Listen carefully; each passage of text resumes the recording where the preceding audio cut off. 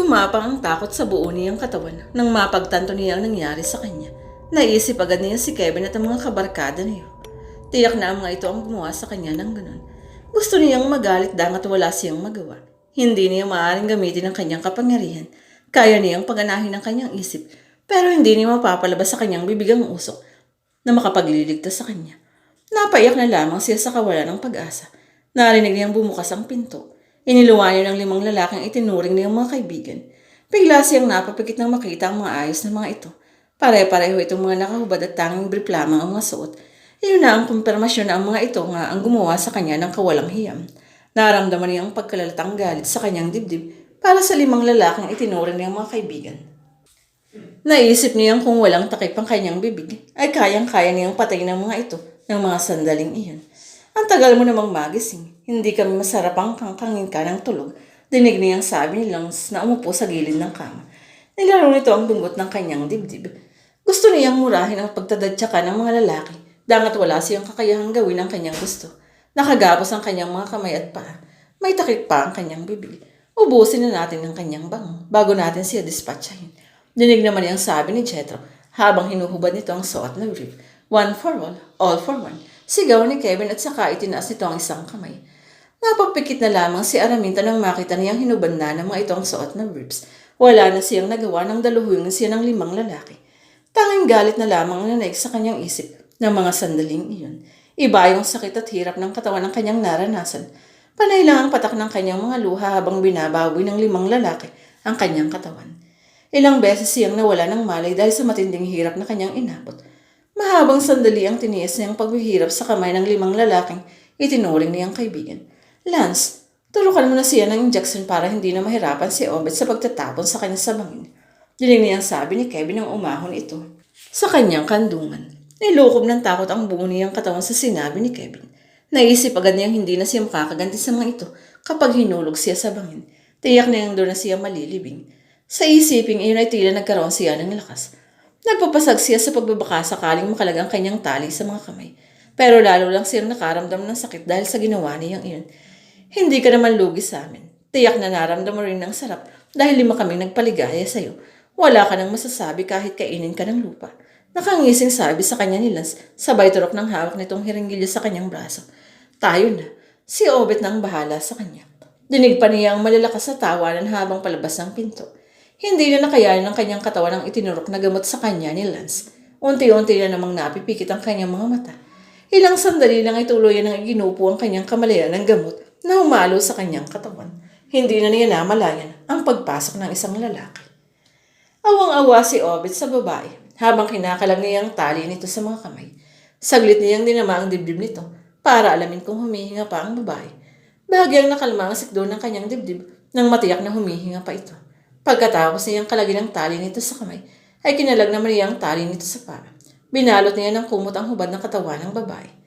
Pinasa niya ang babae palabas ng kwarto. Diretso siya sa pick-up na ginagamit niyang service. Inihiga niya ang babae. Muli siyang pumasok ng bahay. Nagtuloy siya sa kwartong kanyang ginagamit. Kinuha niya sa ilalim ng kama ang kanyang traveling bag. Inilagay nila ang lahat niyang damit at naipon niyang pera. Nakabuo na siya ng pasya. Yun na ang kahuli-hulihang susundin niya ang utos ng kanyang amo. Wala na siyang balak na bumalik pa sa rest house. Nagbago na rin ang isip niya. Hindi niya ihuhulog sa bangin ng babae na dati niyang ginagawa. Iuwi niya yun sa kanyang bahay. Kakaiba kasi ang naramdaman niya nang una niyang makitang babae na buhat ni Kevin nang dumating ang mga ito kagabi. Sumasal lang malakas ang kanyang dibdib. Kung may magagawa lamang siguro siya ng gabing iyon para pigilin ang kanyang amo at ang mga kaibigan nito, ay kanya sanang ginawa. Natatakot nga lamang siya at baka patayin din siya ng mga ito. Kahit gusto niyang tulungan ng babae, wala siyang nagawa. Hinintay na lamang niyang matapos ang mga ito. Dati ay pinanonood niya ang ginagawa ng kanyang amo at mga kaibigan nito sa babaeng dinadala nito sa rest house. Hindi naman nagagalit sa kanya si Kevin. Madalas pa nga nitong sabihin sa kanya tikman muna niya ang babae bago niya ihulog sa bangin. Hindi nga lamang niya ginagawa dahil naaawa siya. Kagabi ay nagkulong lamang siya sa kanyang kwarto. Ayaw niyang makita ang kababuyang gagawin ng kanyang amo at ng mga kaibigan nito sa babae. Kakaiba kasi ang nararamdaman niya sa babaeng dala ng mga ito. Kaya nga ipinasya na niyang tapusin ang paglilingkod sa amo. Ang dahilan ay ang nararamdaman niya sa babae. Umiibig siya sa babae, kaya hindi niya susundin ang utos sa kanya ni Kevin. Lumabas na siya ng kwarto nang matiyak na wala na siyang nalimutang gamit. Inilak niya ang main door bago siya sumakay sa pick-up. Inilabas niya ang pick-up hanggang sa labas ng malaking gate. Muli siyang bumaba at saka inilak ang malaking gate na bakal. Nagmamadali na siyang sumakay sa pick-up at saka iyon mabilis na pinatakbo. Ilang sandali lang ay palayo na siya sa rest house. Isinumpa niya sa sariling hindi na siya babalik doon. Matagal na naghintay si Obet na magkamalay ang babae. Inuwi niya ito sa kanyang tinutuluyang bahay. Nag-iisa lang siya namumuhay kaya naisipan niyang pumasok na caretaker sa rest house ng mga Villarama. Ang mga magulang niya at 3 kapatid ay nasa malayong probinsya. Nakipagsapalaran lang siya sa Manila para hanapin ang kanyang swerte. Swerte na rin niyang may tuturing ang pagkakapasok bilang caretaker ng rest house. Bukod sa malaki ang kanyang sahod ay libre pa ang kanyang pagkain. Mabait pa sa kanya ang kanyang amo. Hindi katulad ng iba na maraming mga demand. Si Kevin ay todo pasa lang. Ang problema nga lamang ay naging sunod-sunuran siya kay Kevin dahil sa malaking perang ibinibigay sa kanya. Pigit mata niyang sinunod ang lahat ng ipinagawa sa kanya nito. Kala una ay nasanay na siya sa ipinagagawa ni Kevin at ng mga kaibigan nito. Kung hindi pa niya nakita ang babaeng nagpatibok sa kanyang puso, ay mananatili na siya sa kasalanang ipinagagawa sa kanya ni Kevin. Biglang napalis ang kanyang mga iniisip nang marinig niyang umungol ng mahina ang babae. Nalinis na niya ang katawan nito at binihisa na rin niya ng damit. Hinihintay nga niya itong magising. Nakita niyang dumilat ang babae. Saglit lang at muli itong mumikit. Maya-maya ay muling dumilat. Sana ko naroon, sabi nitong nakatingin sa kanya. Narito ka sa bahay ko. Kumusta ang pakiramdam mo? Sagot at tanong niya sa babae. Masakit ang buo kong katawan. Para akong latang-lata. Nangingiwing sabi nito. Huwag ka munang babang. Hintayin mo ako at ikukuha kita ng pagkain. Sabi niya ng akma itong babang. Hindi na niya hinintay ang sagot nito. Nagmamadali siyang lumabas. Hindi naman siya nagtagal. Nang muli siyang bumalik ay mayroon na siyang dalang noodles sa isang malaking mangkok na umuusok pa sa init. Kanina pa iyon iniluto para kakainin na lamang ng babae kapag nagkamalay ito. Inilapag niya ang tray sa tabi ng papag na hinihigaan ng babae.